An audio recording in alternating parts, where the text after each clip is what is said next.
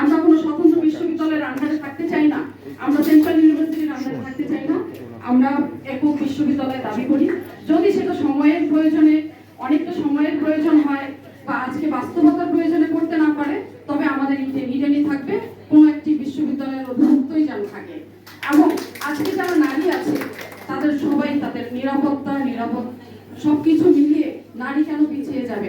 আজকে যারা প্রান্তিক নারী আছে, মধ্যম নারী আছে, যারা হচ্ছে নিরাপত্তার কারণে সব জায়গায় যেতে পারে না, অভিভাবকরা সব জায়গায় পড়তে দিতে চায় না, তারা কেন ইডেন বিশ্ববিদ্যালয়ে পড়তে পারবে না? তারা কেন কোএডুকেশনে পড়বে? এইটা আমাদের প্রশ্ন থাকলো।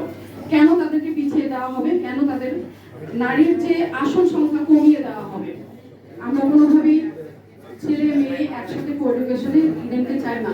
এবং সব থেকে বড় কথা হচ্ছে, ইডেন 150 বছরের বেশি সময় ধরে নিজস্ব সক্রিয়তা, ইতিহাস এবং ঐতিহ্য নিয়ে দক্ষিণ এশিয়ার একটি বৃহৎ মহিলা শিক্ষা প্রতিষ্ঠান হিসাবে আছে। কেন আমরা তাকে ধ্বংস